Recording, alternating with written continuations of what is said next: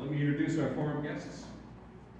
First, we have Marvin Cable, Esquire. He's a practicing attorney with the specialty in marijuana law, as well as other specialties. In his practice, Attorney Cable has represented a diverse spectrum of clients and handled a wide array of marijuana legal issues. As a member of NORML, National Organization for Reform of Marijuana Laws, he's been part of the legal committee for NORML past 5 years. Attorney Cable has worked on several major issues relating to marijuana law, including precedent-setting cases in front of the Supreme Judicial Court. Attorney Cable also has represented dozens of clients charged with marijuana-related criminal offenses. Currently, the majority of his marijuana-related clients are businesses seeking to sell, manufacture, and produce marijuana products. Attorney Cable is also an instructor at the University of Massachusetts, teaching graduate classes in internet law. Thank you for being here. Thank you very much. Did you want to introduce everybody else? I'm going to introduce them too. Okay, yeah. I just have to take a break. Sure. For one. I'll introduce our other guests first. Yeah. Do we have Ezra Washington? Did I pronounce that right? Yep. Okay, great. Is an individual cannabis consultant and a cannabis industry consultant. For 15 years, he taught arts, sciences, and humanities to teens and pupils of all ages. Ezra now advises patients on the medical efficacy of cannabis. He also treats patients as a caregiver and makes whole plant CBD products. He'll talk more about that. He has advised hundreds of patients in their use of cannabis and has studied and tested strains in order to provide the most relief. He also stresses that he has always been his goal to reduce symptoms in patients and minimize the use of conventional medications that have unwanted side effects. Ezra says, quote, treating symptoms with cannabis is straightforward, and that if you try it and it works, then you can increase your quality of life with a non-toxic substance. Treating a disease underneath the symptoms requires effort from the patient as well as a caregiver in order to effectively deliver beneficial cannabinoids deep into the body. In the middle, we have Rima Rizik. Is an adult use marijuana advocate and cannabis entrepreneur residing in Easthampton. Ms. Rizik is the founder and CEO of Cafe Vert, an innovative multi-use coffee house for adults to socialize and exchange ideas about cannabis and hemp. Prior to Cafe Vert, Ms. Rizik served as a patient sales associate at NETA in Northampton, one of the dispensaries, gaining valuable experience in dispensary operations. In the first years of Massachusetts retail medical marijuana market. Ms. Rizik holds a BA from Dartmouth College and an MBA from Eisenberg School of Management here in Amherst, UMass. She brings 12 years experience in project management and operations in several federal and international capacities, including USA, Egypt, the U.S. Embassy, Abu Dhabi, Hydro Consulting, Middle East Limited, and the University of Massachusetts Amherst. She's worked extensively in the Middle East and Washington, D.C. in highly regulated, politically sensitive environments. Does this mean you've also worked at the CIA, FBI, and NSA? Thank you. And we're going to begin with Mr. Cable, and he'll give his 15 to 20-minute presentation, and the other two will do the same, and then we'll have our questions and answers. Mark. Thank you. It's a pleasure to be here. It's good to see you all. When I got started doing this stuff, it was actually pretty scary, since it was looked down upon, and it's great right now that I can sit in front of people like yourselves and talk about this openly and not feel the stereotype of the drug war and everything that went on. So I guess I'll give you kind of a legal perspective of things, and Ezra is going to talk to you more about the scientific perspective of things, and then we fill in some gaps. So I won't get too much into the science of it, even though I know a little bit about it. Talking about the legality of marijuana, it's relatively new in the scheme of marijuana, marijuana being illegal. Marijuana has been used for thousands of years, if you haven't known that. And really, in the 1930s, it was really the first time that it was made illegal. And since the United States is such a powerful country in terms of treaties and in terms of laws. Many other nations around the world had to follow suit, and it became that marijuana was frowned upon and stigmatized all over the world, even though there was lots and lots of medical benefits. In fact, in the 1930s and the 1920s, if you go back and you look at how many prescriptions of cannabis-related products were written by physicians, there were millions. And it was used widely in various forms, and actually we didn't know very much about cannabis back then. But it's relatively new in the scheme of humanity that marijuana has been illegal. Is this good? Can you guys hear me? Is this, am I talking too fast, too low? Hold it right next to your mouth. Okay. All right. You're a rock star.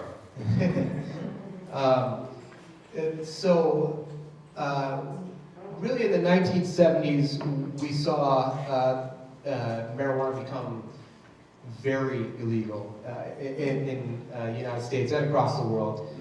It was made a Schedule I drug, which meant that it couldn't be researched, it couldn't be used. Doctors weren't allowed to prescribe it. People were being prosecuted, and you guys all know this. Along with it became the stigma. But secretly behind the scenes, there were doctors, there were people like Ezra researching. One doctor actually in Israel ended up finding a whole system of in the human body that responded to cannabis. And Israel has actually been the foremost leader in marijuana, medical marijuana research. Thank you.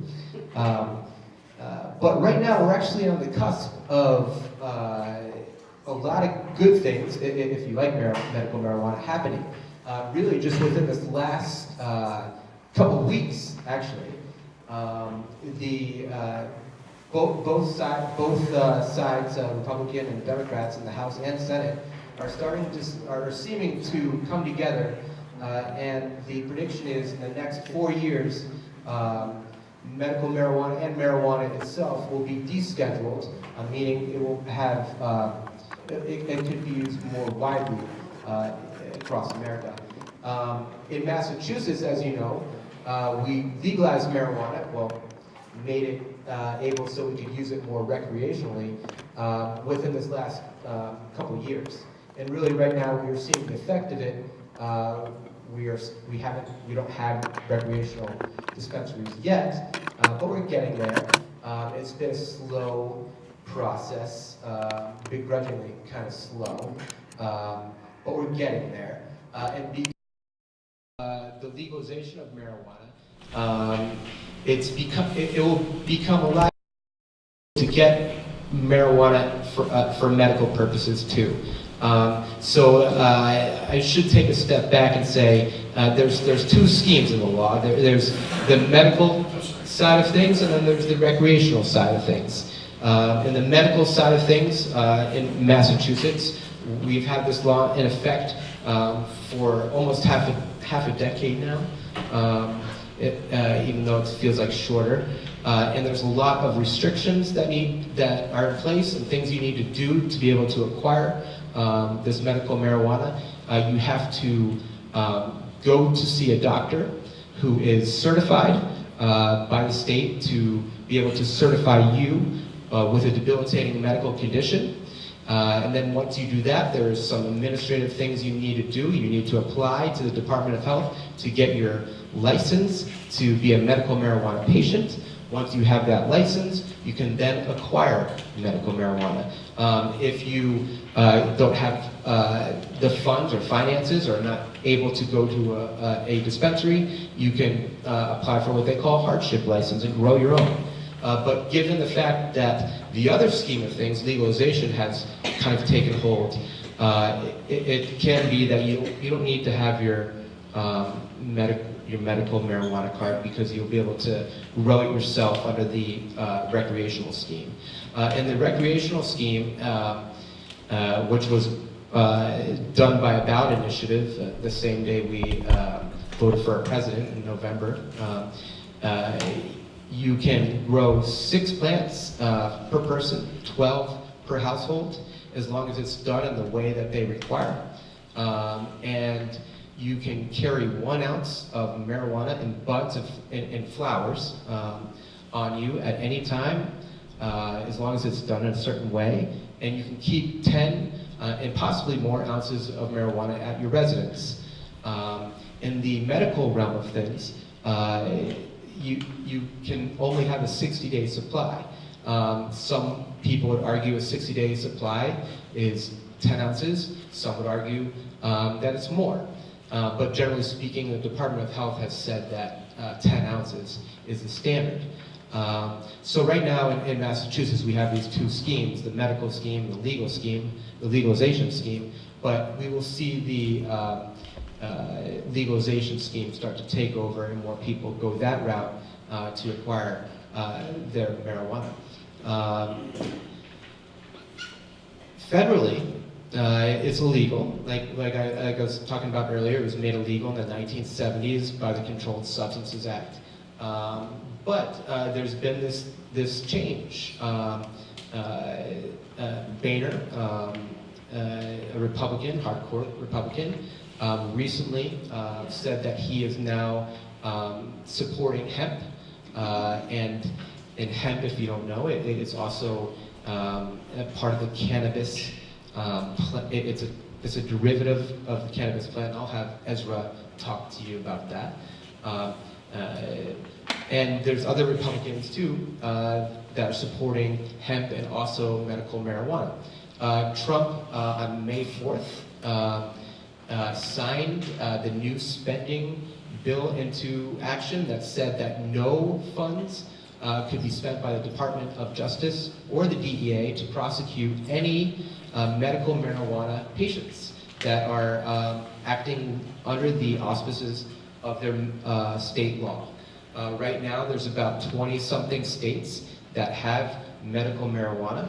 So that means that our Attorney General, who does not like marijuana in whatever form, cannot prosecute or use any funds to prosecute medical marijuana patients. So in essence, right now, you shouldn't be in harm's way if you're acting.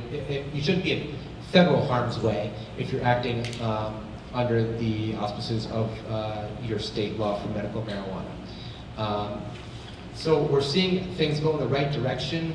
Like I said, the prediction is within the next 4 years, we could see legalization, recreational legalization across the board in the United States.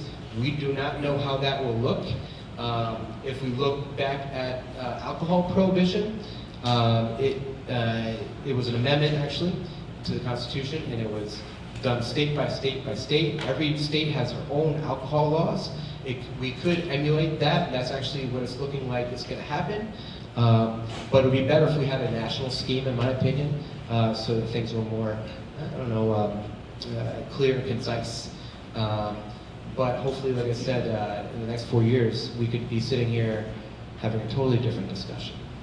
I'm looking forward to your questions. I think that's always the best part of forums. So please, if you have any questions right now, remember that so we can talk later.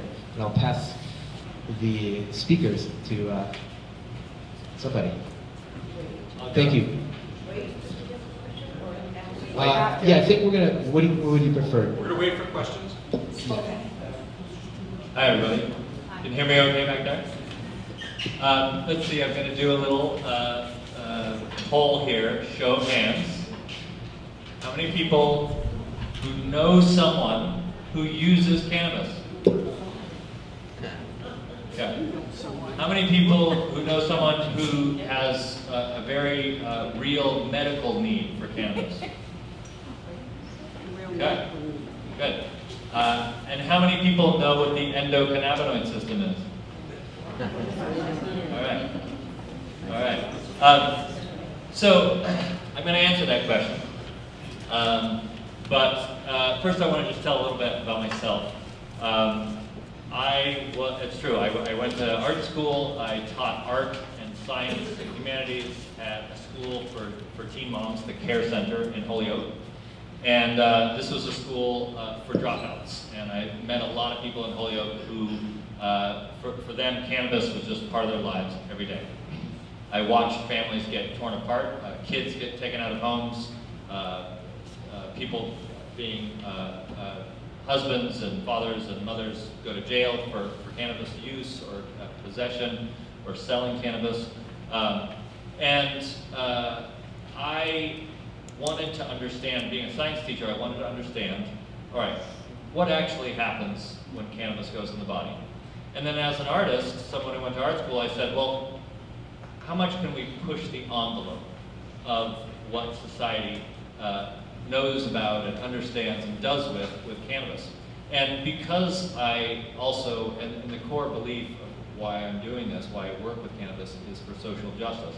And when I saw people in these communities who were the brunt of these very harsh laws, I said, we need to change the education around that. And I thought, who's doing this? Who are the professionals out in the world who say, well, I know about cannabis, I understand how it works, that they weren't, quote, potheads or stoners or Cheech and Chong. We have cultural connections to people who do cannabis. Snoop Dogg, there's people who are famous recreational users. But who's doing the medical work? Who's saying what's good for patients? I started to grow my own. I was fascinated by that. And I said, I want to be the person who helps people understand the drug. And so the first thing I did was I dove into the literature, right? So we all have access to the internet now. And within 5 minutes, you can discover every single scientific study that's ever been done involving any of the chemicals that are in this plant. And one of the fascinating things that you learn is about the endocannabinoid system. So the endo means endogenous, means it occurs inside your body already, naturally.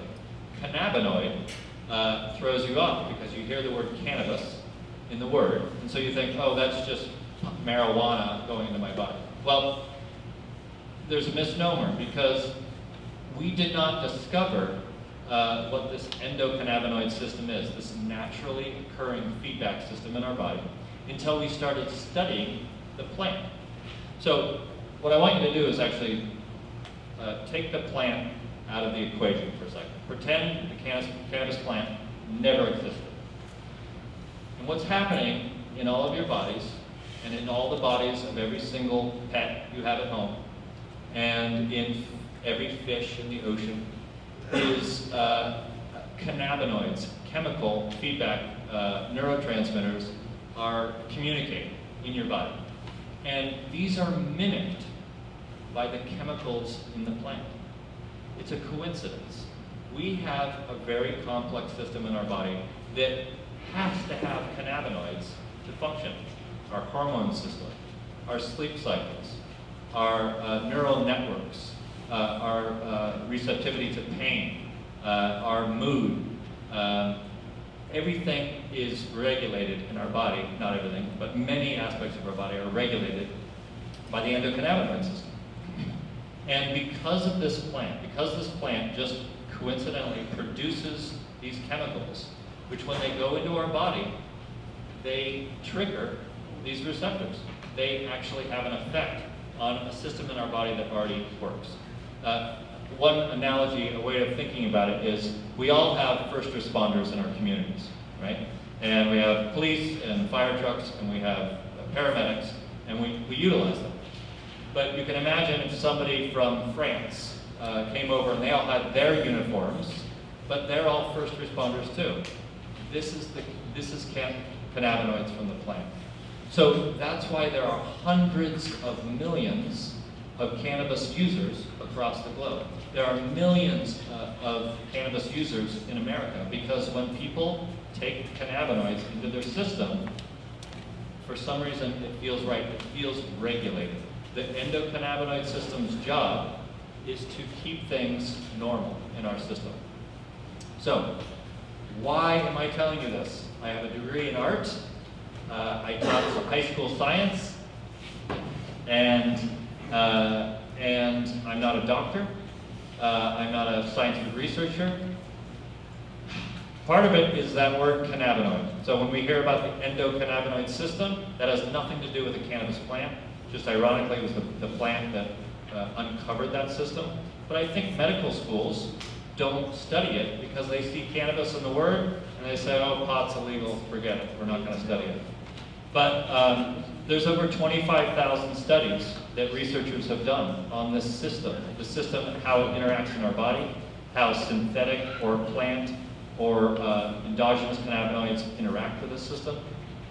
And only 13% of medical schools across North America even mention the endocannabinoid system in their coursework. This is, in the next 20 years, cannabinoids and your endocannabinoid system will be a major field of study. It's because of the prohibition of this plant that we haven't brought this study to the forefront. Israel, like Norman said, is on the forefront because they have a different relationship culturally with this plant. They legalized medical marijuana.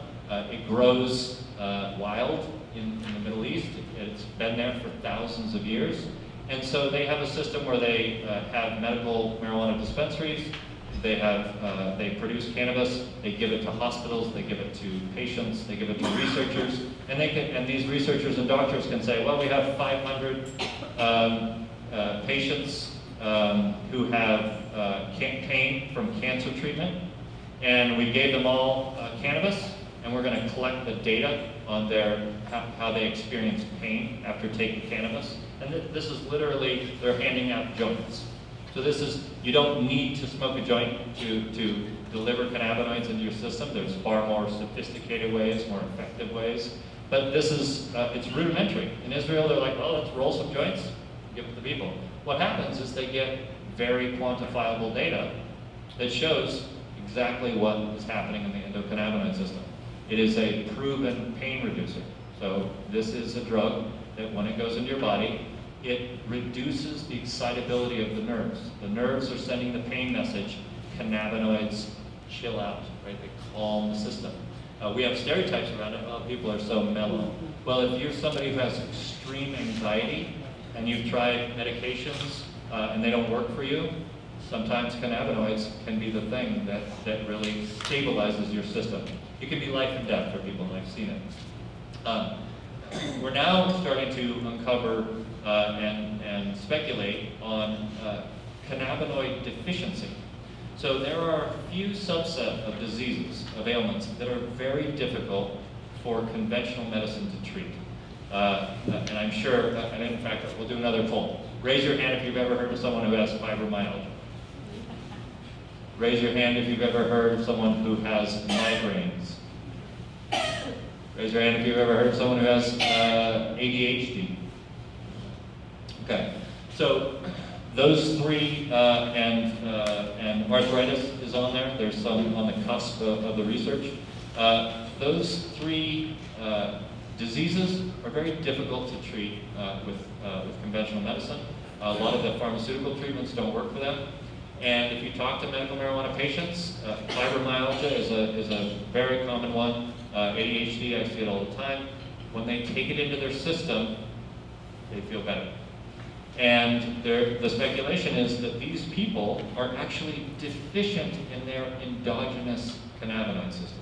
They don't produce enough of this neurochemical, and that's why they get this bizarre fibromyalgia. It's basically a fancy way of saying pain in different parts of your body that has an unknown origin, right? So what we're discovering is that this isn't just a drug that, or an herb, a plant, that when you bring it into your body, you feel mellow and it chills you out and you think your pain is much better. That there's actually an underlying foundation of science, of data, and of human physiology that has yet to be uncovered. The endocannabinoid system, if you're reading on the handout, it's been around for 600 million years. The plant has only been around for 30 million years. So this system is far more complex in our bodies than any plant cannabinoid. So over the years, we're going to develop synthetic medications. There's already drugs on the market, drugs like Medicinal, which is basically synthetic THC. THC is the active cannabinoid in the plant. But there's over 80 cannabinoids that are active in the plant. And it is the only plant on the earth that has so many cannabinoids that match with our system. And so we have THC, that's what gets you high, right? That's what is powerful and is controlled, Schedule 1 substance. But now we're in this gray area because we're just starting to discover and unlock what the other cannabinoids do. So the second most prominent cannabinoid is called CBD, cannabidiol. This is what I call the decaf cannabinoid. If you have a marijuana plant that looks, smells, tastes, smokes exactly like marijuana, but it has no THC and very high CBD, they're now breeding this plant, then you essentially have a non-alcoholic beer. It's the equivalent, right? This is a plant that today you could go home, go onto the internet, buy a CBD seed that gets sent to your home. There's no THC in cannabis seeds, so that's why they can send them to you. You can grow this plant, and then within a matter of months, you can be producing this cannabinoid that may be the difference between your fibromyalgia and quality of life. So it seems very shocking. How is it that we don't know about this? But we have to remember, and this is where my art degree comes in, that we have very strong cultural perceptions. And so when I'm working with clients, I have people who've been in Alcoholics Anonymous for 20 years and they're terrified that they're going to fall off the wagon if they try medical marijuana. So that's where we talk about CBD. It's not psychoactive. It's not releasing the good feeling, right? And it's really important to remove the layers. I mean, essentially this forum is a small way that's happening across the country of breaking down people's understanding based on stereotypes, based on what culture has told them, so that we can go back to the beginning, understand what's happening in our bodies, regardless of the plant, and then take this information back to doctors. Doctors need to understand this. Medical establishments, nurses, everyone needs to understand that there's very, very important, very real physiological reasons why people take cannabis. Now, I'll wrap up by saying it's not a miracle drug. It's not a miracle cure. It's just another option. And can you use cannabis and produce harm? Yes. People get addicted to shopping, but we're not going to make shopping malls illegal, right? People get addicted to video games. We're not going to make video games illegal. People do get addicted to cannabis. It is far less addictive than alcohol.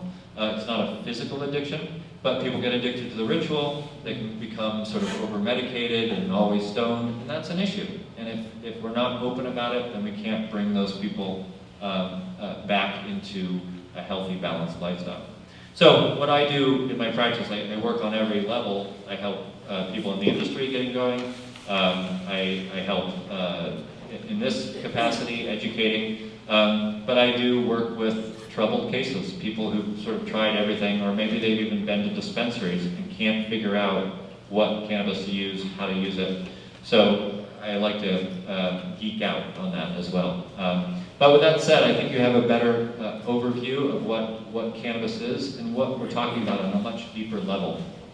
And with that said, we can talk about what that means when we seek to bring it up above ground in our community. And now you're here from Karima.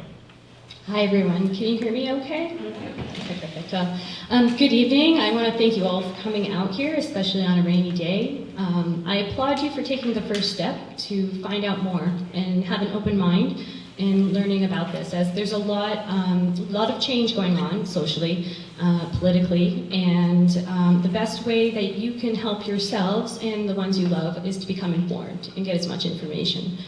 So thank you all for that. I come from, I wear many hats in the cannabis industry, I have, and as my colleagues here on the panel also, you tend to kind of switch around, so I'm going to talk about that today. But before, just a little bit about me. You heard my bio. I come from Maine, Lewiston, Maine, and a deep into Dartmouth, and my MBA from Eisenberg. I'm proud Egyptian American, so that's a little different than the average cannabis person you find in Massachusetts.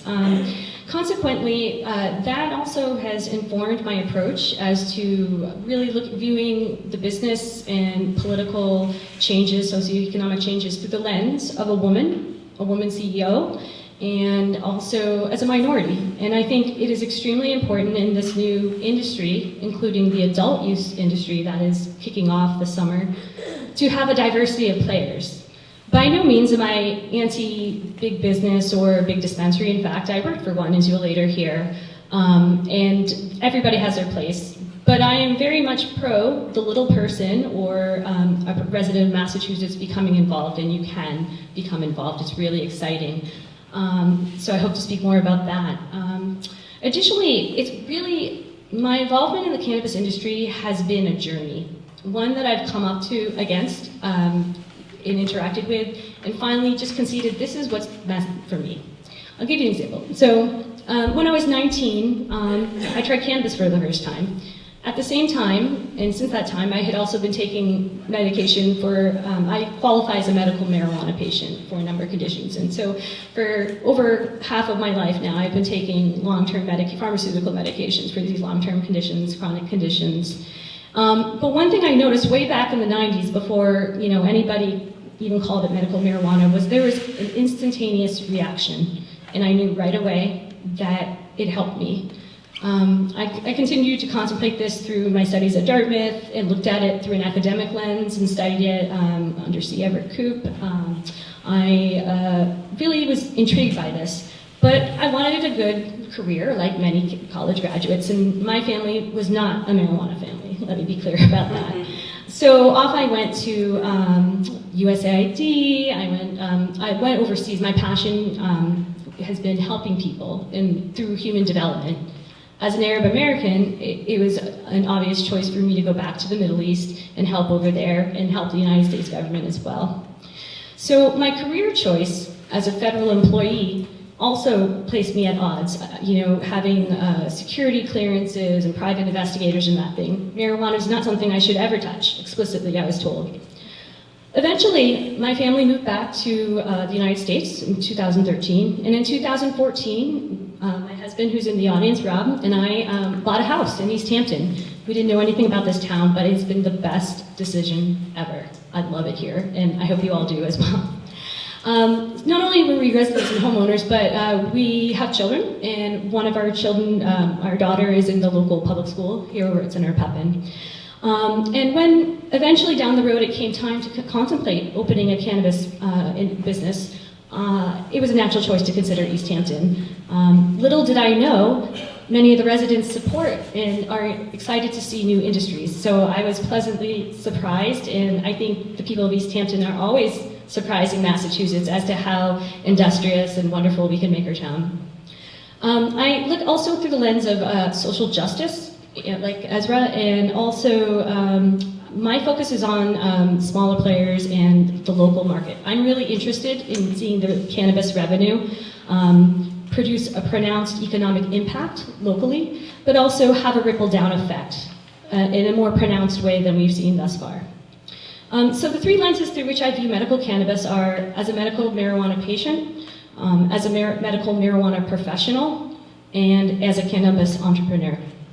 I'd like to just share some tidbits and wisdom that I think that might complement what the previous speakers have said.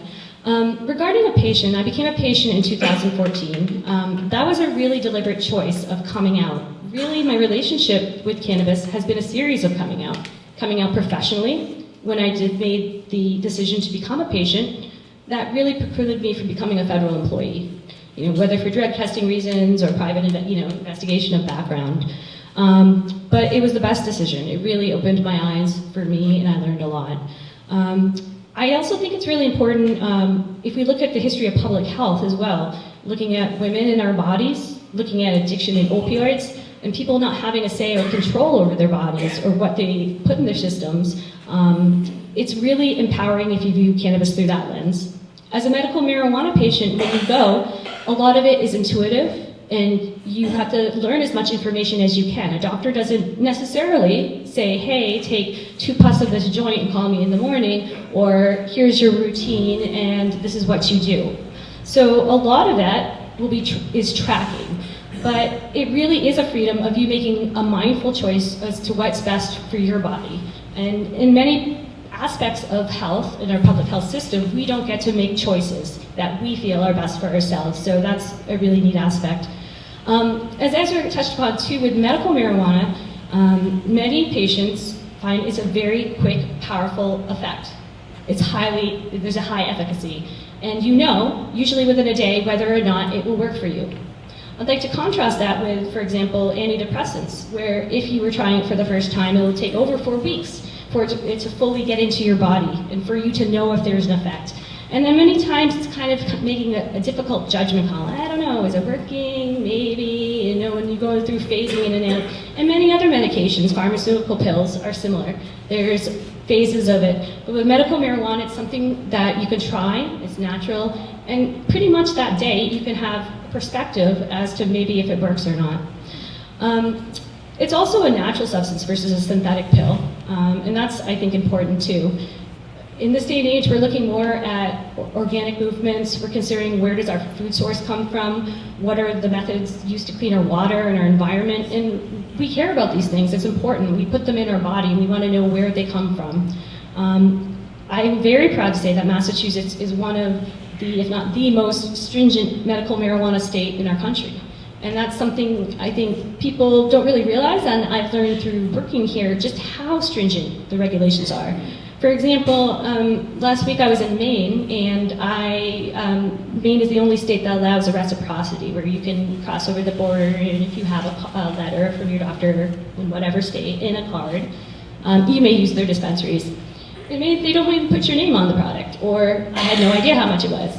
Massachusetts is very clear. They have everything labeled very well. The testing standards are very stringent. When they started with concentrates, which is a type of marijuana, I'll get to in a minute, product, it was 500 times more stringent to get a product through in Massachusetts than Colorado.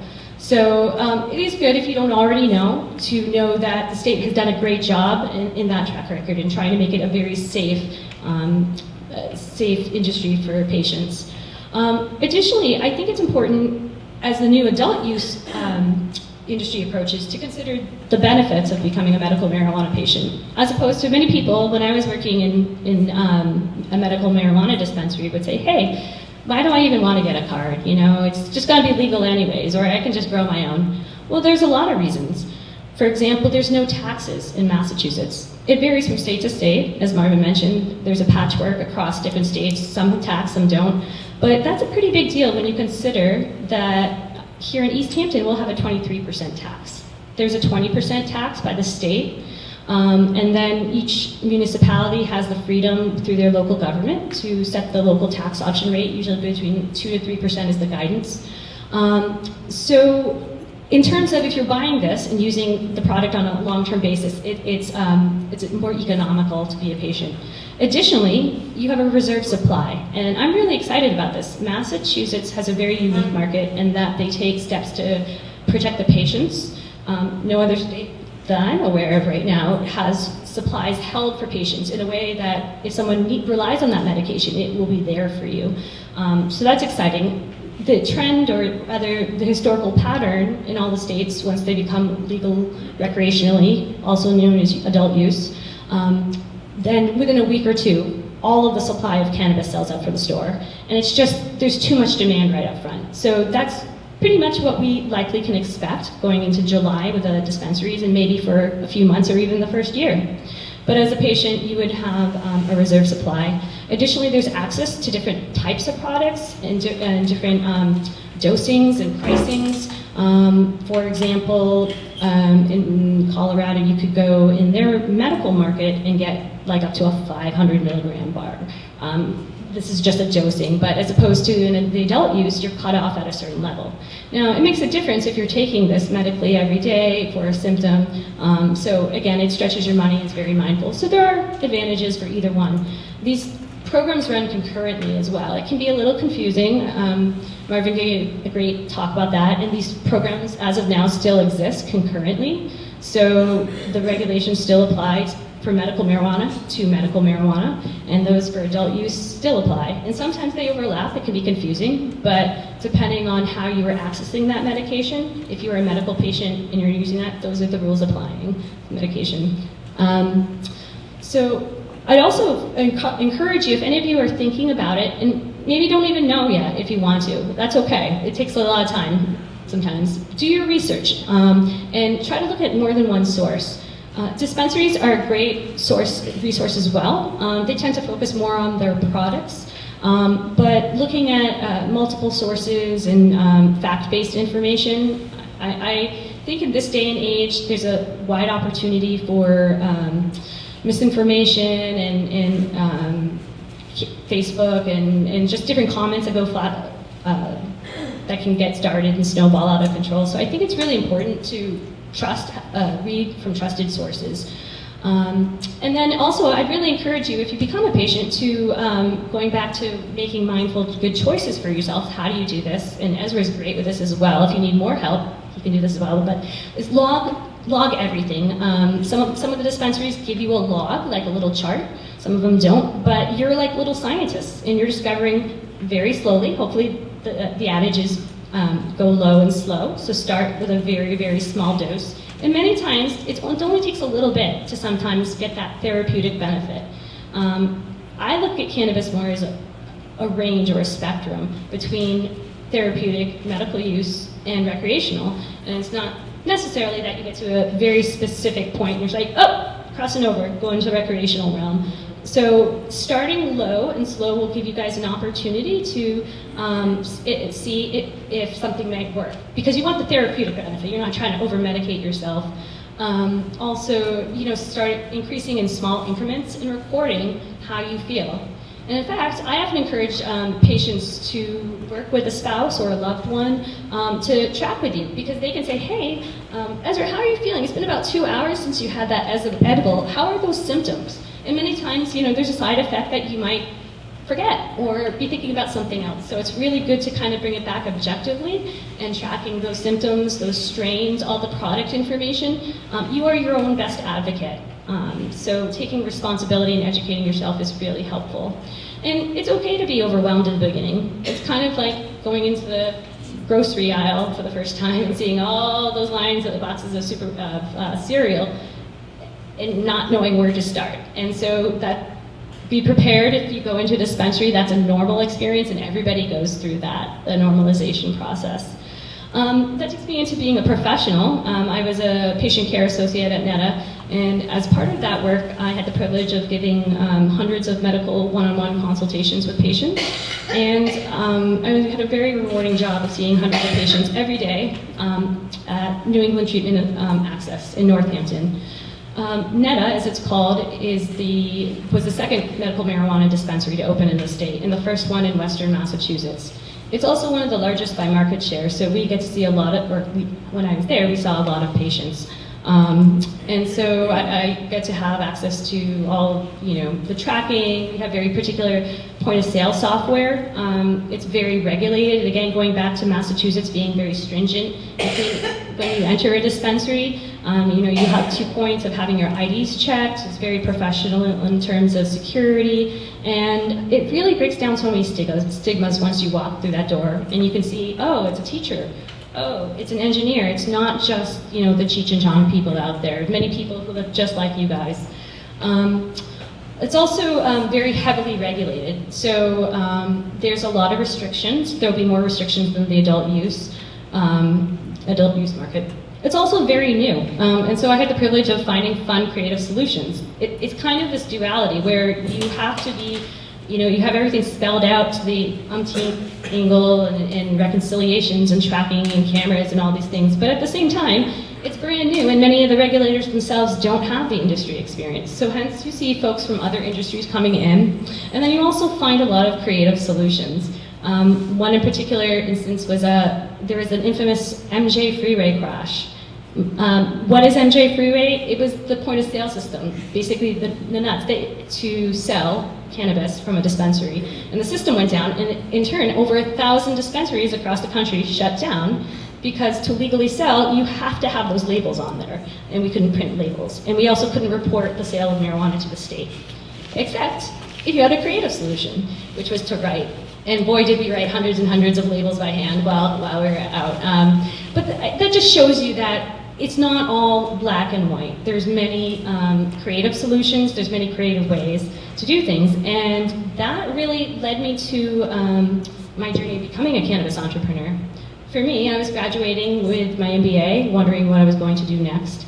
And I felt that as a patient care associate, it was kind of like being a mechanic before you open up your own car store. I really get to see it from the ground up. And I love this. I'm passionate about this. I love helping people.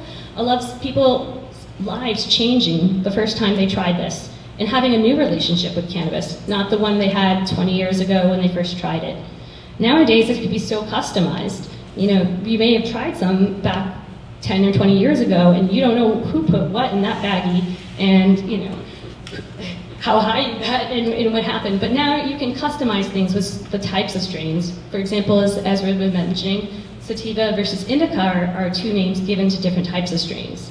Personally, as someone who does suffer from anxiety, I tend to go on the indica side. That's the one that's more relaxing. But other folks who may need more of a kick, pep, or energy, or a strong boost of antidepressant in the morning, they may go for a sativa. So there's all sorts of nuances with this. It's almost like a craft beer industry. It gets to be an art. There's so many different strains, and you can, in terms of Ezra was saying, geeking out, you can really geek out about the genetics, about the parent plants. If you like gardening, there are many, many similarities there, and with science as well. One of the other things too that I really enjoyed as well was having a free voice and being an advocate too. Once I hung my own shingle out, I finally was in a position in which I didn't speak for anybody else, and I found it really, really rewarding, and I would encourage all of you, likewise, to become involved in your local government and your community involvement, because these types of businesses rely on community support and outreach. By law, the new adult use businesses have to have community outreach meetings. And you see many, many of the medical dispensaries who want to have both streams of revenue, both medical marijuana and recreational marijuana, going through these meetings. We've already had 4 here in Easthampton. You all have enormous power.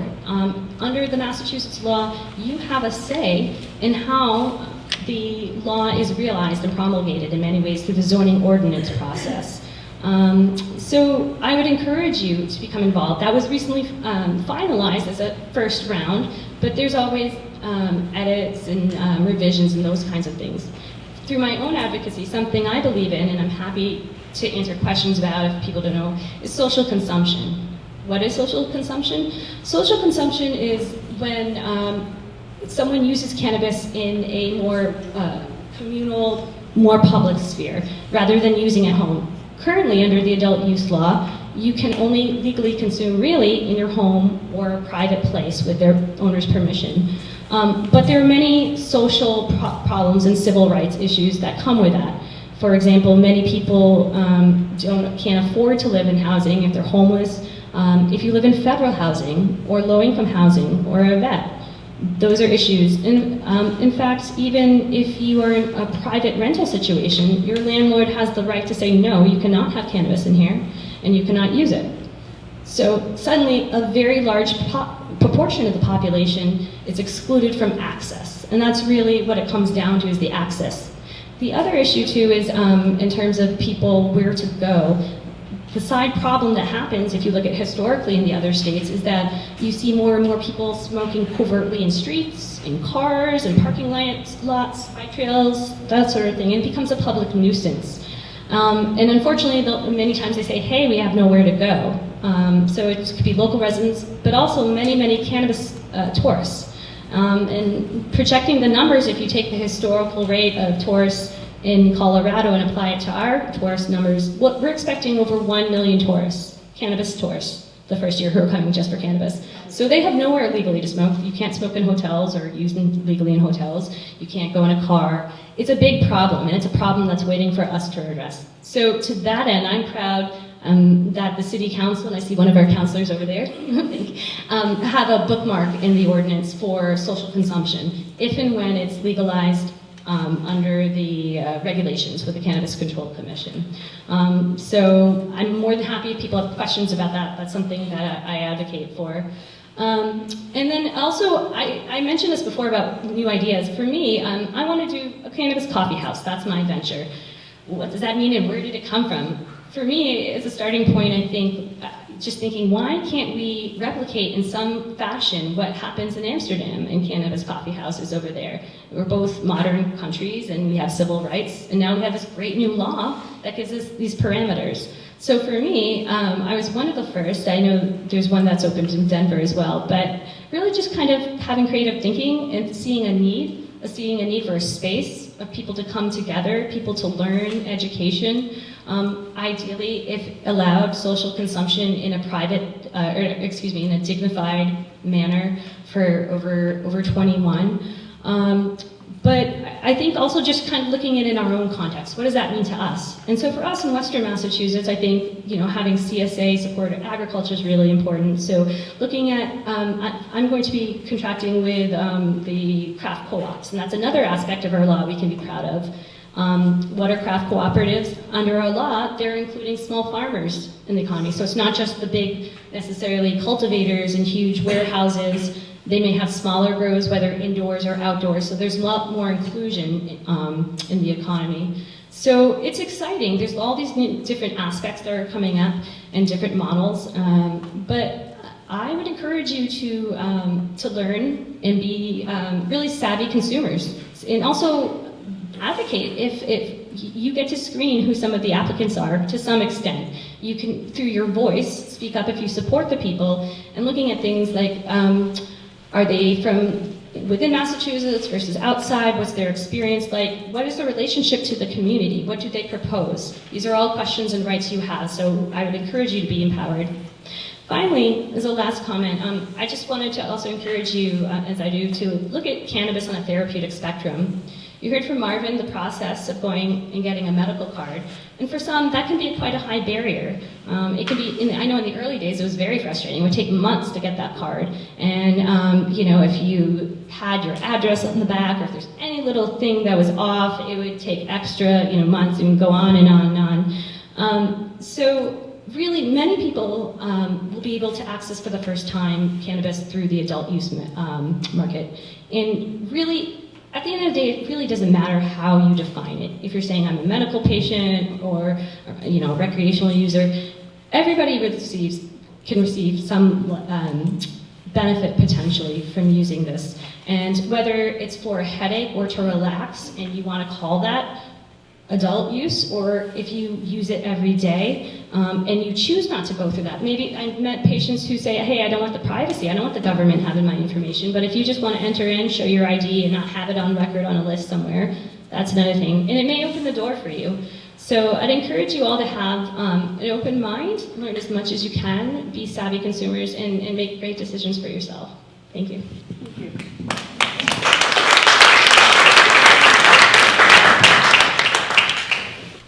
Yes, ma'am. Right up to you, Bob. Yes, I wanted to ask Ezra, you said CBD can be difficult to dose effectively. My husband has Parkinson's disease and he takes a lot of pills already. And I wondered, there's a lot of talk about using it for Parkinson's disease patients. Will it interfere with other medications? Why is it difficult to dose effectively? That's a good question. Thank you for your questions about CBD. The simplest way to answer why it can be difficult to dose across the board for cannabis is because everyone has a unique endocannabinoid system. So in comparing it with opiates, for example, Raise your hand if you know someone who takes opiates. Oh, wow. I thought there'd be more.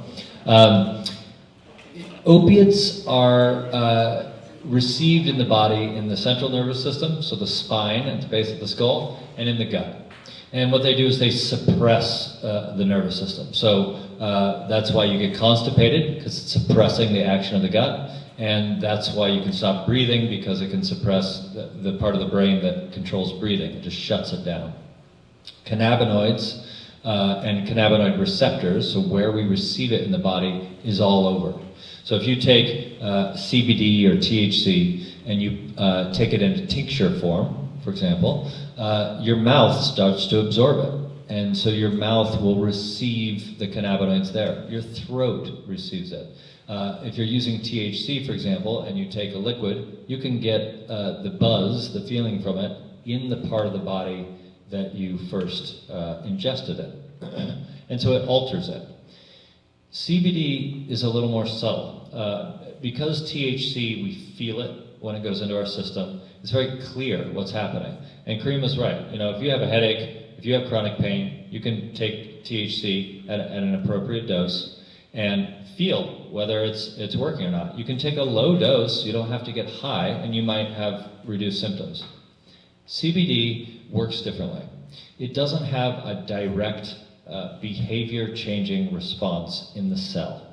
What it does is it acts more the way a therapist does when we go to therapy. You know, you go to a surgeon, you go to a chiropractor even, go to a massage therapist, they're actually poking and prodding and doing things to your body. You go to a therapist and you just have a conversation. But over time, you find that you're adjusting your thoughts, for example, right? So CBD has that effect on the body. The technical term for it is toning. It tones the nervous system. So some people can take CBD into their system. There's videos that seem to go viral on the internet of people with Parkinson's, for example, who take CBD or some cannabinoid, and they have an instantaneous response to it. It calms the nervous system down. But some people, that's like, you know, you could go to a therapist and have a really great session, and you feel transformed. And sometimes you need to go to a therapist for months and months.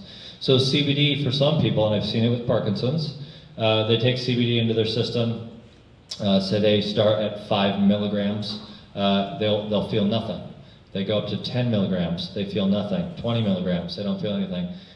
They can even go a week or 2 weeks and not feel anything. And then after a certain period of time, it's done its toning effect in the system, and the nervous system starts to go back into its regulated state. This is common for sleep. A lot of people take CBD for sleep, they don't notice anything. I've had a lot of clients, it takes them a month or two to have their sleep adjusted.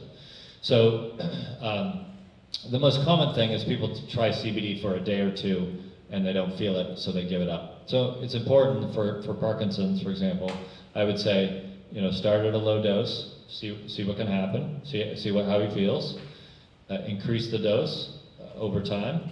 On my website, or even if you email me, I have a dosing handout. This is a handout that's 2 full pages that explains how to dose with CBD. But sometimes it takes a while. And it also has one of the largest dosing parameters of any drug or herb that has so far been researched. And this is partly why we're not just getting it from the pharmacy, because we don't understand why sometimes we get a 1 milligram dose that has a very strong effect, and sometimes you need a 600 milligram dose that has a very strong effect. As far as your question about drug interaction, for the most part, cannabinoids are extremely safe in terms of interacting with drugs. The way I think of it is that they're acting on parallel systems. So most pharmaceuticals are acting on systems in our bodies that they're studied in medical school, right? We don't study the endocannabinoid system, so very few pharmaceuticals are acting on that system. So you can take other medications and you can take CBD. But there are a couple. So CBD interacts with an enzyme in the liver called the CYP450 enzyme. This is the same enzyme that's acted upon by grapefruit when you take certain drugs. I think Lipitor is one, if anybody knows. So there's certain drugs you take that are counterindicated with grapefruit. Because grapefruit alters the speed at which that enzyme breaks down the drug. So you don't want to have too much of the drug in your system if it's breaking it down really slowly.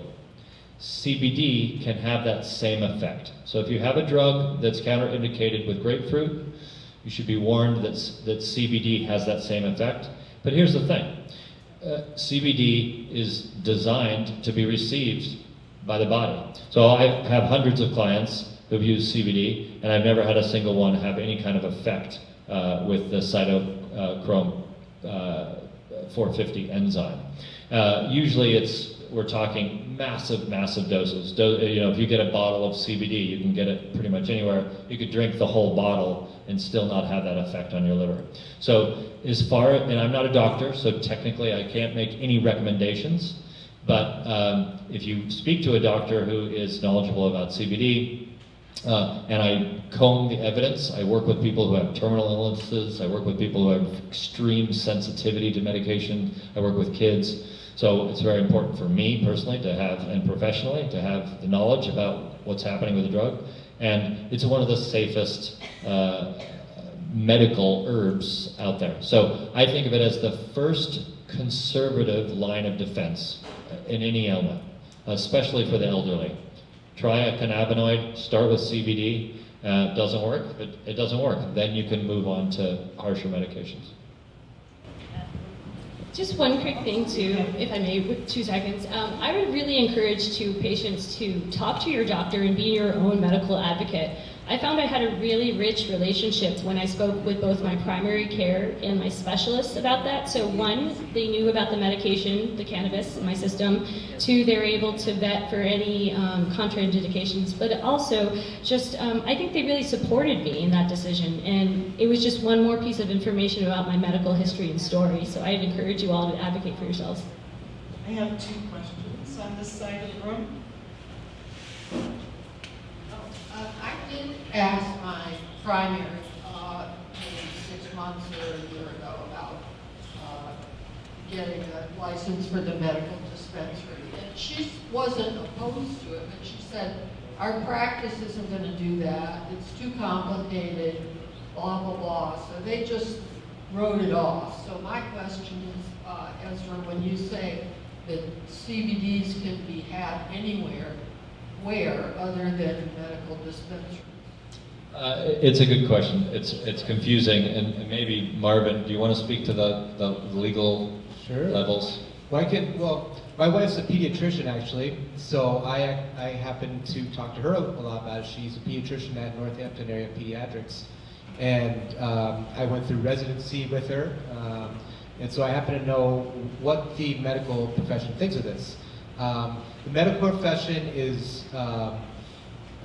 they have protocols made primarily by the American Medical Association. So when there's an illness, they treat it based on these protocols made primarily by the American Medical Association. And doctors try not to sway too much from this because otherwise they're worried about malpractice. So they tend to stay in their box. And they don't want anything to do with it. There are several doctors in Massachusetts that do specialize in this, and they are the black sheep, unfortunately, even though they are heroes to certain people. Eric Ruby out of Worcester, I don't know, is you want to speak? Sorry. Is also a pediatrician. And he said he's just had an uphill battle trying to promote medical marijuana. He's a pediatrician too, for children. In children, it's very effective. CBD is very effective for seizures and epilepsy. Yet it's not being recognized by the AMA. It's starting to now. In fact, in the last several months, there's been articles coming out in journals. New England Journal of Medicine, which is one of the most prolific and highly respected medical journals, put out their first article several months ago, and it was a big deal. And now doctors and physicians are starting to take heed to the fact that medical marijuana does produce benefits. But otherwise, they try to stay in their box. They don't want to get sued and they're making enough money. Not saying that my wife says that, but that's generally what they say. You have another question on the side? I just wanted to briefly just get back to this one because it's an important distinction. That is, so THC and marijuana are regulated. In order to get a medical marijuana card so that you can go to the dispensary to purchase products that contain THC from marijuana, you have to go to a doctor. Now, we have hemp as well. Hemp is used to make fabric and clothing and all rope and various things, right? But the hemp plant and the marijuana plant or cannabis plant are basically the same thing. I compare it to canines, dogs. They're all, they can all interbreed. There's just different breeds of them, but it's the same species. So we've discovered that CBD has medical benefits. And CBD isn't on the radar of, well, I won't get into it, but CBD exists in hemp. So if you're a certified hemp producer, if you produce hemp for rope, and your plants happen to produce CBD, you can say, well, we can just take the CBD out of this plant and bottle it up and send it to all the shops across America that sell hemp clothing and hemp paper and hemp rope, and we'll just throw some CBD in there. So it's confusing because people think, well, is that marijuana? Is that illegal? And if you look at what the federal government's stance is on that issue, they do want it to be illegal. They do not like that people are taking CBD out of the marijuana plant because it hasn't been regulated by the FDA. There hasn't been medical trials in the United States on CBD. It's mainly anecdotal evidence and research on animal models and marijuana doctors who are doing their own studies. So it's confusing, but you can literally go into a shop. There's probably a shop in Easthampton that sells Hetty's. So Hetty's is a shop. Go in there and you can buy CBD. Comes from a cannabis plant. Whether it's effective or whether it's going to work for you or whether a different CBD might work or not, whether you're going to get good advice on how to use it, those are the confusing parts. We have one question over here. I also, speaking to the doctors, I think it's on, yeah. I also wanted to, there's another doctor that I know of that in West Springfield, Dr. Capel, there's another, she's very good, very professional, and very good, so that's another. What's her name? Lydia Capel, she's in West Springfield, and if you search, I think it's under another name. So, when I was working at the dispensary, we would get calls all the time. I heard someone say, what doctors? Legally, we were told we could not make official recommendations, but if, there's a couple of ways you can do things. One, a general way is to Google medical marijuana doctors in Western Massachusetts, and some will come up. There's one called Cannabis in Northampton that's very close here. Generally speaking, when you go there, you will have face-to-face time with a nurse and a doctor, but you're not going to have the same kind of relationship extensively with those professionals. So that's why I encourage folks to also reach out to medical professionals. But like she was saying, there's more and more specialists too. Yeah, she's very good, and I can speak from experience. She's a psychologist as well, so she brings a lot of experience, or psychiatrist rather, so she brings, she can both prescribe antidepressants and other psychotropic medication, but also gives medical marijuana certification. And then I Question. also have a question. Good. And then speaking to someone who is using prescription drugs to treat certain things that could be treated with medical marijuana, or and kind of wants to make the switch, are there cases in which it makes sense, or I know you can't really officially recommend starting while still on prescription medications? Are there cases where people mix or overlap? I'll take a little spin and then I'll send it to Ezra. Wearing the medical dispensary hat, a lot of times we would look at cannabis almost as a supplement or an herb, like you take an herbal supplement. That's pretty true, like with what Ezra was saying as CBD. Over your time, if you take it, the effect starts to build. But usually you can tell. First, I would definitely double check with your doctor, whoever's prescribing. There's nothing, but generally speaking, in very broad strokes, you can start at lower levels and see. This is one of those areas where it's kind of about you as the patient, and you get to become empowered. And I really encourage folks to look at your symptoms and say, really think about when you're using it. Not necessarily, I want to go organize my recipe files, or whatever you do when you're distracted, but think about why you're using the medication, and think if there's an absence of symptoms or a lessening of symptoms. I think that really helps, and you can phase it off. Definitely, of course, when you're phasing out your medications, titration can be important depending on that. I'm sure Ezra may have some comments as well, or... Yeah, that's basically it. So I think it's a good idea to stay on the medication you're on. You're working on that with your doctor. If you're over 21, it's your right in the state of Massachusetts to consume cannabis however you choose. So you can certainly introduce it to your system in parallel to those other medications. And usually what happens is if there's a symptom or ailment where the cannabis is effective for, you're like, well, I'm sleeping great. I forgot to take my Ambien. And so tomorrow I think I'll call my doctor and say, should I keep taking my Ambien? I'm sleeping great. So what that boils down to is intuition, which is a lot of what conventional medication or conventional medicine has sort of taken away, because it's trying so hard to help people and heal people and create a system that people go to the doctor and they say, just tell me exactly what to take. Well, cannabis encourages and also requires you to, what Karima says, gee, I should be empowered to take my own symptoms into my own hands. I know I'm not going to kill myself. You can't fatally overdose on cannabis. It's physically impossible. And so it can be uncomfortable to take too much, but you can try it for sure. Yeah, that's it. Yep. Okay, here we go. Hi, I'm still very confused.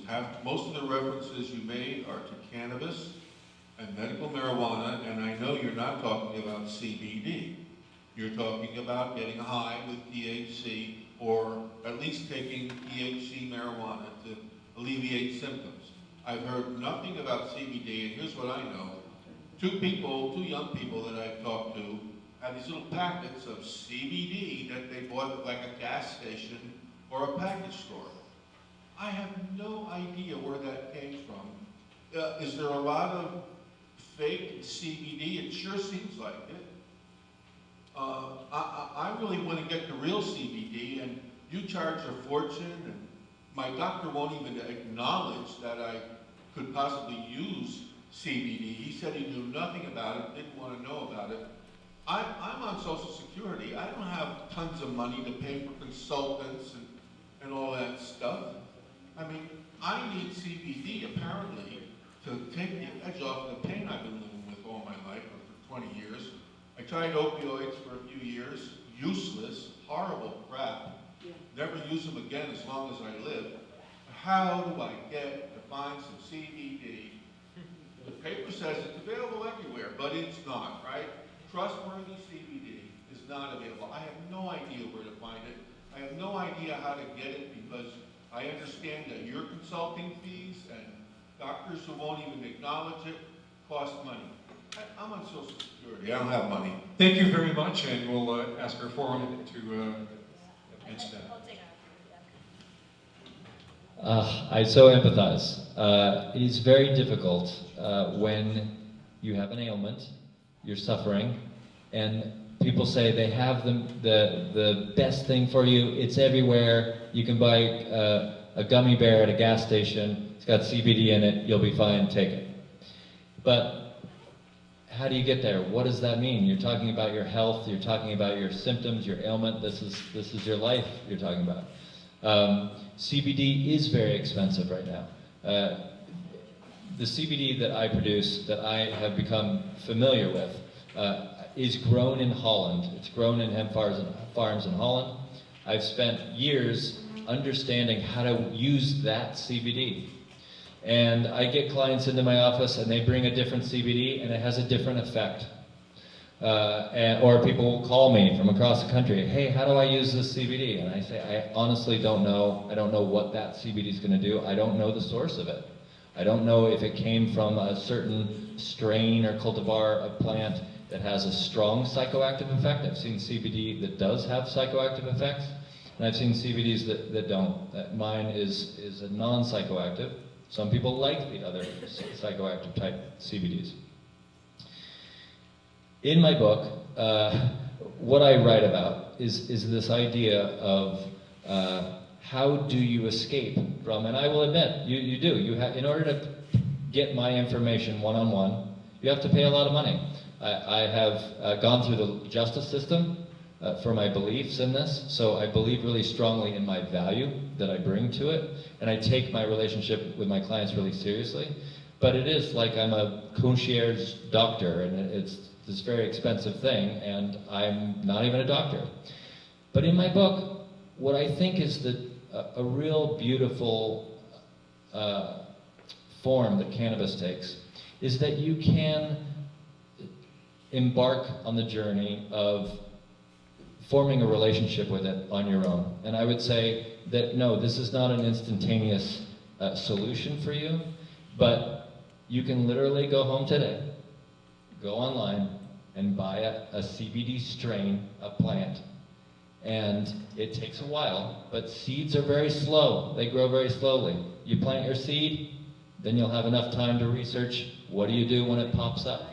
How much light do you get? And you can start with a $5 light and then move to a $10 light and learn how to grow this plant. And then you'll have, eventually, if you get good at it, and maybe you're not able, and so you would need someone else to help you with that, a lot of people do, that you can start forming a relationship with it as a farmer, as a home grower, and then you can produce the same plant over and over again. It's called cloning, where you never have to replant it again or start a new seed. You work from cuttings. You produce, you learn how to grow it, you learn how to harvest it and produce your own medicine.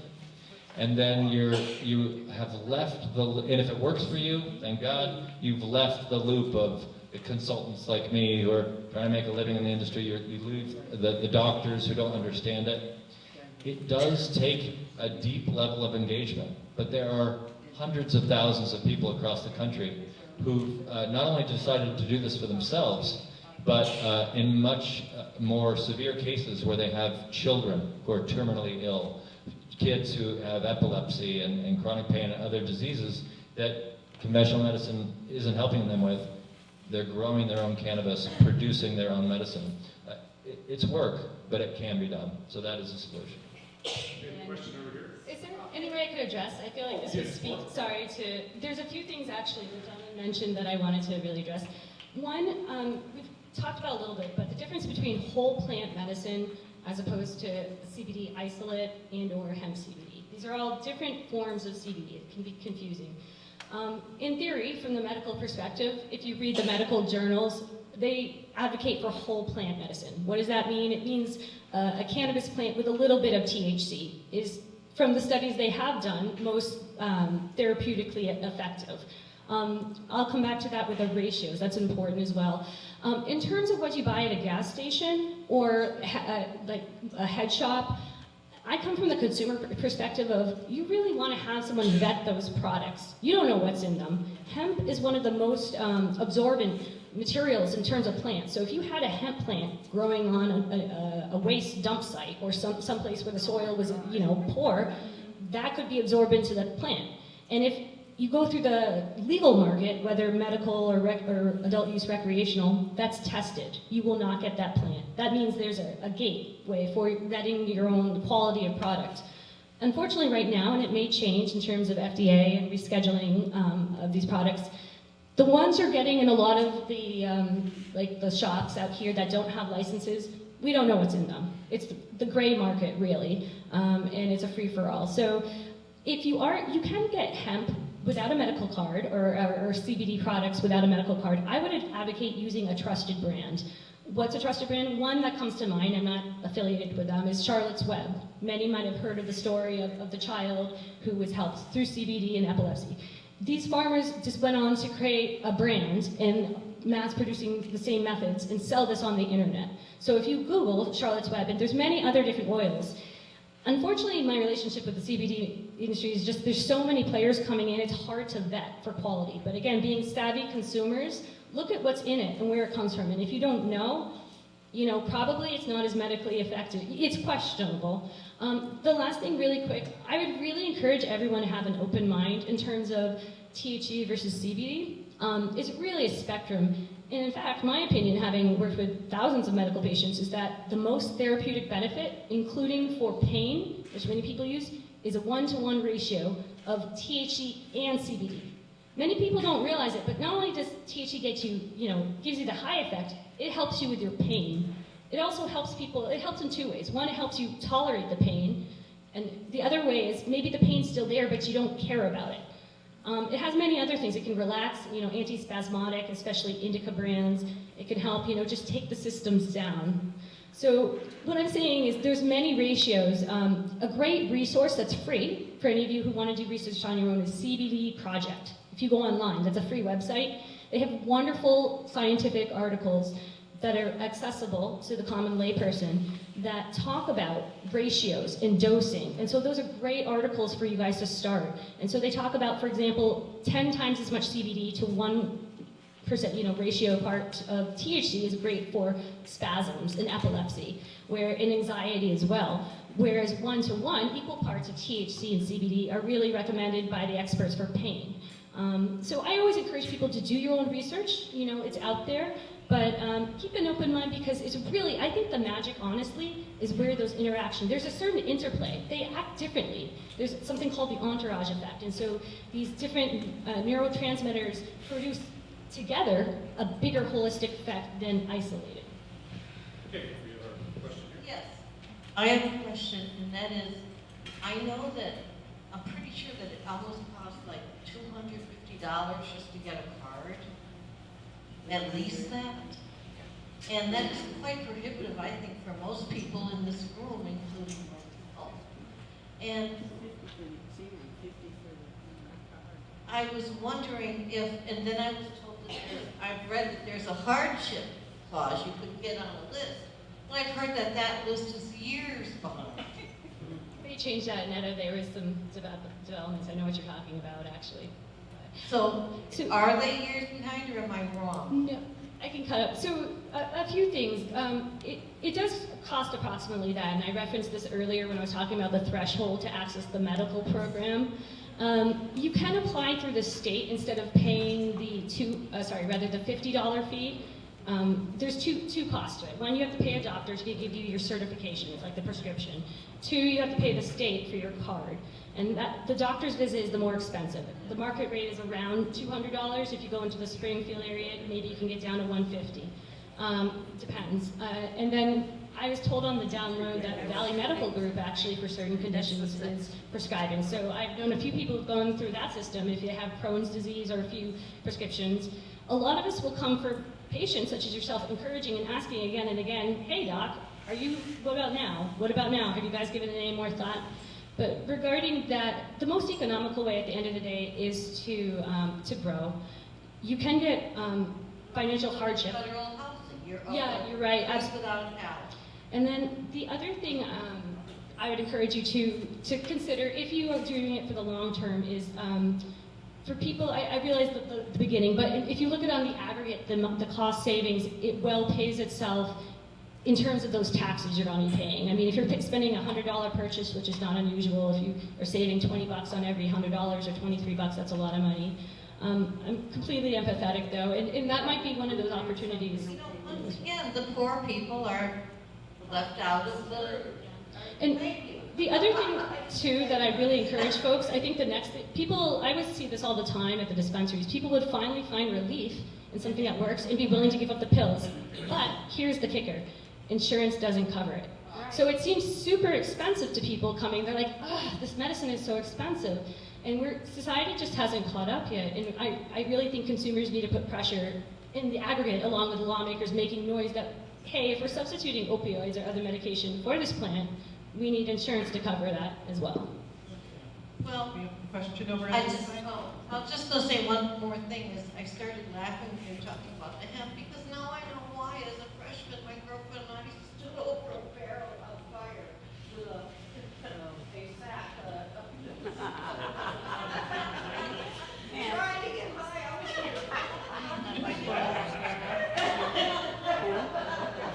It's nice to see a few smiles in the audience here. Here we go. Everybody's smiling. We have a question over on this side. When you were talking about the website that you kind of told everyone to check it out and everything, I didn't catch the whole name when you said it. That's my only question. ProjectCBD.org. I'd like to just remind everybody that each of the presenters that we have here today, took time away from their businesses, away from the things that they do every day to come out here.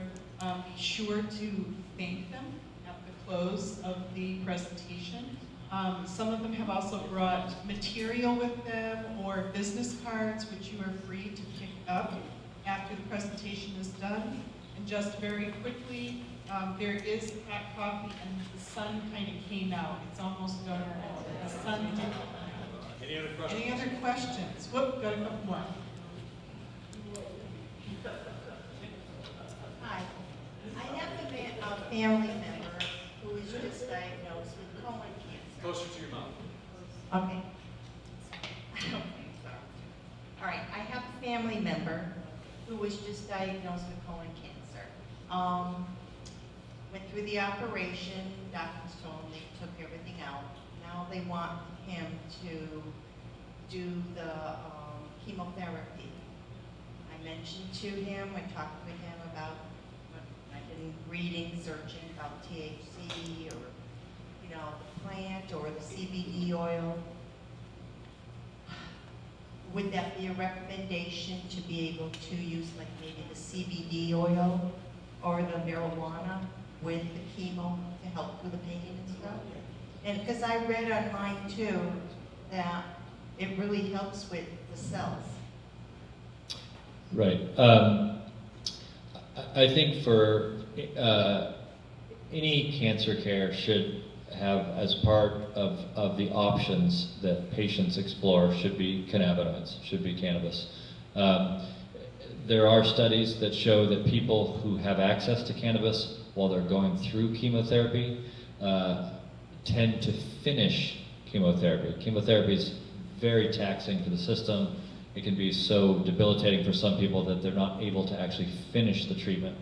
So if you have something that can reduce nausea, reduce pain, help with sleep, help with mood even, the chances of getting through that conventional treatment are much greater. So that alone, I think, is positive because that's conservatively addressing the medical field, saying, all right, they're going to give everything they've got to this, chemotherapy, radiation, surgery, whatever it is. Let's help that along with cannabis, CBD, THC, absolutely. There's a lot of debate, and you see a lot on the internet about cannabis curing cancer. It has been demonstrated in a laboratory that you can put certain cancerous cells in a petri dish, and you can deliver cannabinoids to those cells, and they have observed that those cells die. They perform what's called apoptosis. So in the process of cells proliferating as they grow in our body, and then as they die off, the endocannabinoid system is integral to making sure that those cells are either proliferating or performing apoptosis. We don't fully understand how cannabinoids make that happen.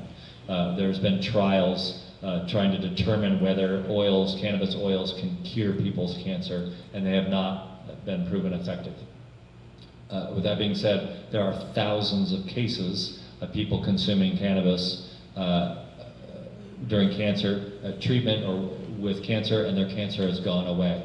But those are anecdotal. Those have not been performed in trials. So right now, if you're using cannabis for cancer treatment, it's more as palliative treatment that you do alongside other medications. So if he has trouble with pain, sleep, appetite stimulation, any gut issues, then it can be a very effective treatment that hopefully will reduce the need for other pharmaceuticals that might be more harsh to the system. So you can take it with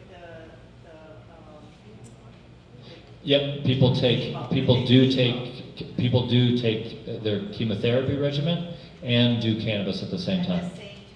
That's now, true. Before he does the treatment, can he start like, because he's got 5 weeks to figure out what he wants to do. Yep. I always recommend that people say that to me, you know, surgery's going to happen or treatment's going to happen, when should I take it? And I say, well, today.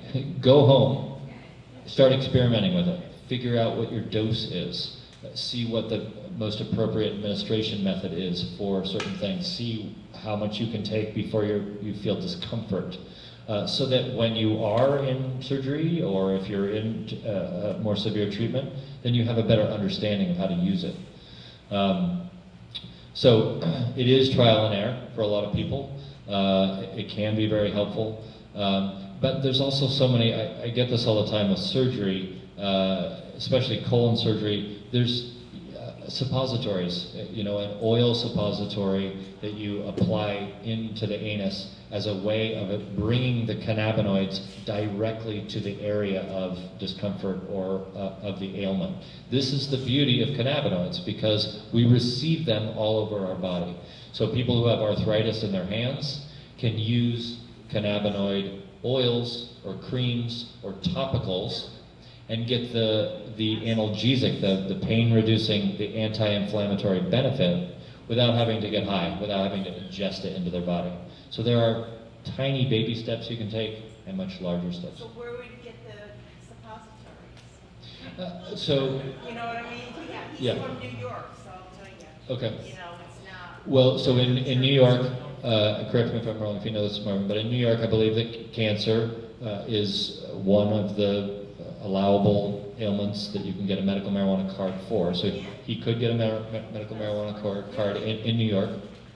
And then I don't know if the dispensaries in New York have suppositories, but the beauty of cannabis is that it can be manipulated in any form. So even if you take smokable cannabis and bring it home and cook it into an oil, you can produce, with coconut oil, for example, you can produce coconut oil suppositories that you make by yourself. This is a very, you just type it in, cannabis, coconut oil suppository. Thousands of people are putting videos up and there's so much information on that. So a lot of it is do it yourself, but if you're invested in it and you want to explore cannabinoids for cancer treatment, there's plenty of ways to do that. So we have another question. Our guests have agreed to be here till 8:30 as long as we have questions. One more over here. Okay. There you go. I have a question on the hemp oil. Can that be transported to an airport to a state that doesn't allow, it's CBD oil? Well, it's hemp oil. So CBD or hemp oil, if you've purchased it at a gas station, or God forbid, you shouldn't be purchasing your CBD at a gas station, but if you purchased it at the Hempist, for example, at a store that provides a wider spectrum of hemp products, then it got there by being transported across state lines, most likely. Anyone who's producing hemp and selling it commercially has been certified as a hemp grower, has gotten their CBD analyzed in a laboratory. The one nice thing about the culture of cannabis is that we've spent generations being considered to be criminal. So most of the entrepreneurs coming into the light with CBD and cannabis products and cafes and whatever it is are trying to do their best to have high quality products produced ethically, that are clean, that are legal and can be transported. So when I'm advising people on how to carry their CBD, I say, typically it's in a little dropper bottle. Where do you put that stuff if it's medicine? You put it in your bathroom kit with your medications. You should put it right in there. Put it in a Ziploc bag. Don't hide it. Don't stuff it in the bottom with your socks. You're taking medication. I believe that's a personal right of adults to consume what they want to, that they feel might help them. So it can be scary because you're not sure about the laws, but CBD is quite safe for traveling around, going across state lines, even going overseas. I've had plenty of clients travel everywhere. Even as a carry-on? As a carry-on as well. If it's got a label that's a commercial label, if it's under the 3 ounces that you can carry on an airplane, and you're not trying to hide it somewhere in your carry-on, but it's just right there. Yeah, I on an airplane, sometimes I get anxious flying, and CBD helps my anxiety, so I just keep it in my pocket, and I put it right with my car keys and my wallet. Okay, so one more question in the front. Okay. Question for Karima. If I were to walk to your facility, what could I expect? Is it strictly recreational? Great question. It's the wonderful thing. It's whatever we design it to be within the regulations. So currently we're projecting to open at the beginning of 2019 because we're going through the licensing process. My business planning has had to evolve because I'm in the first generation of the adult use cannabis entrepreneurs. So typically it takes years to plan one of these businesses and put your team together and your business plan and yada yada yada, your application, all these sorts of things. But what currently the latest iteration is that we are going to go forward and it's a hybrid business of sorts. You'll have the coffee house portion where we will have regular non-medicated coffee. We're really kind of looking to break down the stigma and invite even non-cannabis users to come on in and have it be a very dignified, classy kind of a presentation, certainly the opposite of Cheech and Chong. And so we're also at this point looking to apply for a recreational marijuana retail license. And specifically for us, I want a particular kind, not just anything, but rather than the large-scale cultivation that typically is with dispensaries, I'm looking more for a refined item, kind of akin to, if you think of the care that goes into to making craft beer or like a fine wine, the same is true. I want to go for a clean, organic cannabis, so no chemicals. A little more time will be taken to cure it and make it into a finer product. It's environmentally more sustainable, and it's just better for your body in terms of absorbing. So those are the products that I hope to offer is the hybrid part. Additionally to that, I believe in education, fact-based and experiential education and interaction, and we'll have lounging and co-working facilities on the side. So, well, currently, so that's been an evolving target for the consumption side, and I'm glad you brought it up, actually. Under the draft regulations, the Cannabis Control Commission proposed some guidelines that include, at that point, eating edibles on site, and also potentially vaping. It's gone back and forth with health inspectors, but not smoking indoors. And you can see in the discussions with the CCC, the Cannabis Control Commission, they're looking at solutions. For those who haven't been following this issue, there were so many issues to try to figure out how to do social consumption that they delayed a decision on it, including the regulations, until October of 2018, with the idea that the licensing process would begin the applications in February 2019. So consequently, that portion of being allowed to consume it on site, I'm following the law, so I can't yet bring that aboard. But the vision is. It's recreational rather than medicinal. It is. It's the only way that I can present this kind of a service is under the framework of the adult use cannabis laws. We have a question over here. Hi, Clark. He's my neighbor. Hello. Listen, I have 2 friends. One's had Lyme disease the 2nd time, and another 3 times. Is there any benefit for marijuana towards this type of sickness? Absolutely. I mean, I'll share it as well with Ezra because it's always great to get different perspectives. But I personally treated a lot of folks for Lyme disease when I was working at the medical dispensary. I'd say it's more symptomatic treatment from like the chronic fatigue, the pain, you know, some of the swelling and the aches a lot. So definitely, I think having a CBD regimen worked in there is very effective as well.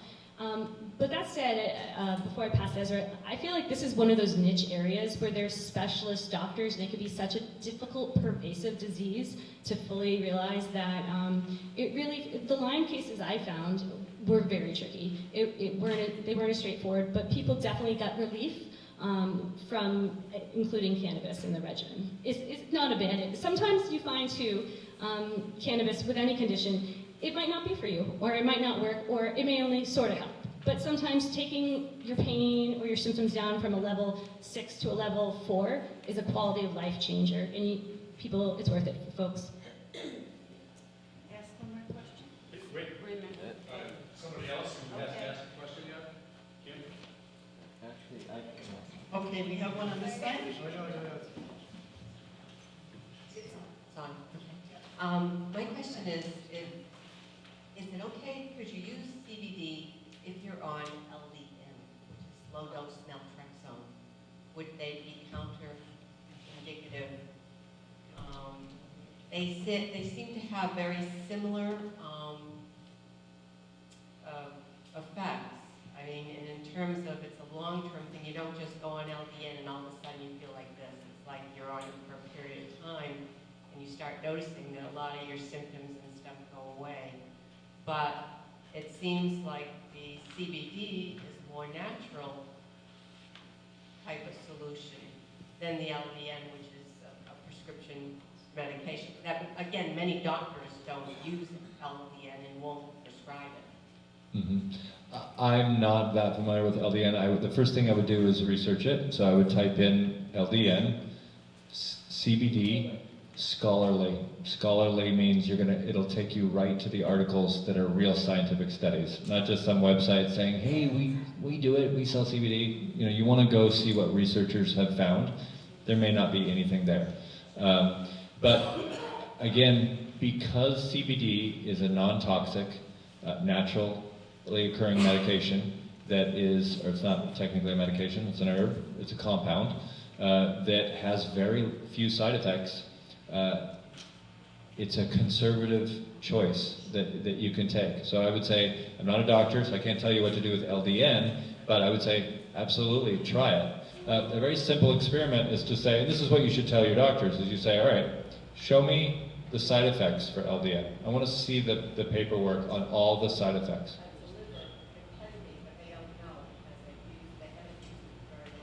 Okay.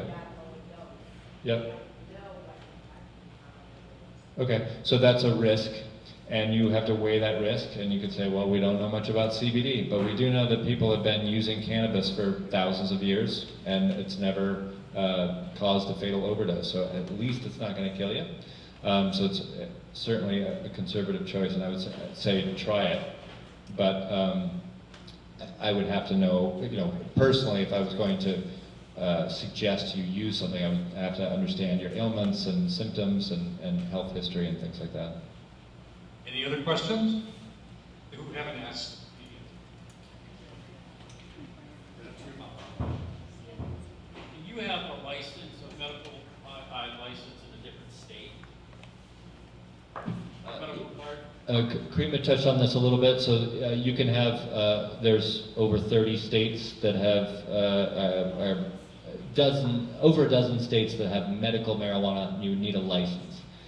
Some states allow licenses from other states to be used in their dispensaries, some do not. I believe Massachusetts, you cannot use a license from any other state in the Massachusetts dispensaries. So the laws are unique to the state. Do you have any comments on that, Mr. Cable? No. Okay. But also too, Massachusetts is really strict, so you have to be a resident of Massachusetts too. Actually, add to that, as I also went to Arizona and brought my medication. There's Sorry. So what you're talking about is called reciprocity, and that's whether or not another state recognizes the authority and grants you the right to either possess and or purchase cannabis. From my experience, I think there's about 5 or 6 states currently, don't quote me on that, but that recognize your card and that, for example, won't arrest you if you possess marijuana. You have the right to have that, whereas other residents may not, and they'll recognize that as long as you have your card with you from Massachusetts. Maine, to the best of my knowledge, I believe is the only state currently that will allow a medical marijuana patient with a letter from Maine that you would get at your doctor. They have them from the state, and they charge a fee. Cannabis charge me $50. They can charge whatever they want, and you can go and purchase. Interestingly enough, also, once the barriers break down and they actually allow for interstate commerce in a way that you can cross the state borders, it then will become shift to, and to the other person's point about affording more of a commodity, and you'll see prices start to go down. I noticed the prices in Maine were over 50% cheaper per flower from here. Now, of course, I'm not going to advocate to start trafficking cannabis in large scales, but it may be if you take a vacation, maybe it's a better idea to get your larger quantity of medication. I'll end on this too. There's a really interesting Boston Globe article that looked at the very minutia of legality of traveling on a plane. And so, for example, they were talking about it's illegal to possess, it was looking at whether you can go across state borders, and you can actually legally take medication in Boston's airport and fly to LA, and LAX does not have a prohibition, but in Denver, which happens to be a legal state, they prohibit it from the airport. So there's all these minutiae to the rules and regulations. Generally speaking, because it's not legal federally, you shouldn't cross the state lines is the official guidance. Let's take just 2 more questions only. May I have one more here? Great. One more. I guess this is a legal one, but I was all set to get a medical card, and I got there and they said because I have a license to carry firearms that they would take it away from me and possibly my gun. Right? Yeah, actually, that's why I don't have my medical card, because I believe I didn't qualify. I have a license to carry. They will, in most cases, and in my experience, not as a protocol, but just in my experience, take away your license to carry. If you know what a license to carry is, that's your card to have a gun, Class A firearm. And the chief of police in each town is allowed to revoke licenses, and one of the reasons is because we're considered mentally unstable, or you have a debilitating condition, and it can just be for really any reason. Massachusetts is one of the most restrictive gun law states, as you know, in the country. And so if you take medical marijuana, a police chief has the ability and the reason to take away your license to carry. And there is really no appeal to it. And I don't know if you found that either, but the appellate process to get your license to carry and have medical marijuana is very uphill battle. I've actually never seen one. Thank you very much. We appreciate your being here this evening. Good help.